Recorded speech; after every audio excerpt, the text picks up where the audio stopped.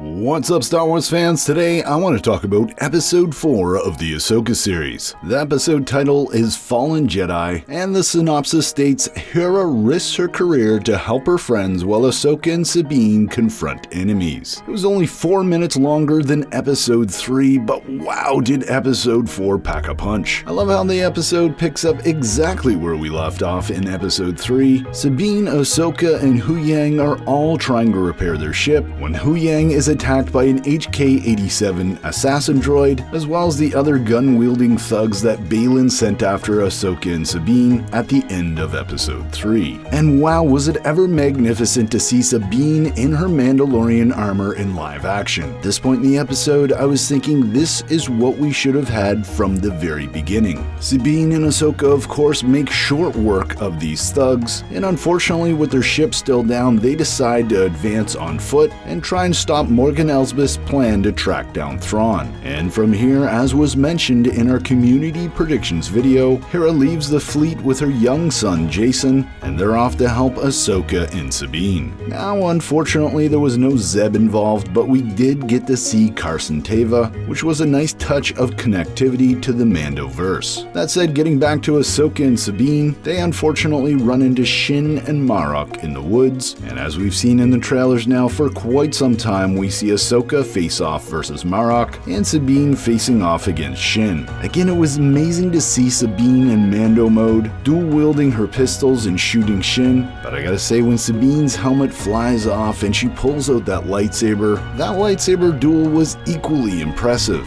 Both the lightsaber battles look so good in the low light of the forest, and I absolutely love the fact that it didn't take long for Ahsoka to defeat Marok, and I'm certainly looking forward to more explanation as to why Marok was just made of witch magic. That said, with Marok defeated, Sabine acts very much like a Jedi, basically sacrificing herself so that Ahsoka can stop the rescue of Thrawn. And of course, this is where we get the lightsaber duel between Baylan and Ahsoka, and for me, right away, this is one of my favorite Ahsoka Tano lightsaber duels. As far as I'm concerned, it ranks up there with Rebels Season 2 when she faces off versus Darth Vader. Ray Stevens, Rosario Dawson, Dave Filoni, and all the supporting staff do an absolute awesome job with this duel. But not only were these lightsaber duels well choreographed, I love the absolute suspense that is created by the hyperdrive calculations. Morgan Elsbeth and her ship are getting closer and closer to getting the final calculations that will allow her to make the jump to hyperspace and rescue Thrawn. It's very reminiscent of A New Hope when the Death Star was slowly getting into range of the Rebel base. And I gotta say, at this point, with the continuation on from last episode and the absolute suspense, this seems like a series finale. That said, getting back to the Ahsoka and Baylan duel, Ahsoka is able to interrupt the hyperspace calculations by dislodging the hyperspace map. Unfortunately, at this point, Shin shows up, and it seems like Ahsoka assumes that Sabine is dead. She uses a great deal of her power to throw Shin up against a rock, and with a ferocious attack, Baylan is able to force Ahsoka off the edge of a cliff, somewhat reminiscent of Season 2 of Star Wars Rebels when she's battling Darth Vader. That said, right before Ahsoka is forced off the cliff, Sabine shows up and collects the map, and Ahsoka tells her to destroy it before she is forced off the cliff by Baylan. And unfortunately, Sabine does not follow those orders from Ahsoka, and she chooses to hand the map back to Baylan so that she can travel off to Peridian and find Ezra Bridger, or at least that's what Baylan convinces her she can do. That said, near the end of the episode here, we see Hera showing up with Carson Teva and a group of X-Wings, and it looks like they're successful in cutting off Morgan Elsbeth in her ship, the Eye of Sion. And unfortunately for our heroes, the Eye of Sion jumps into hyperspace regardless, with none other than Sabine Wren on board.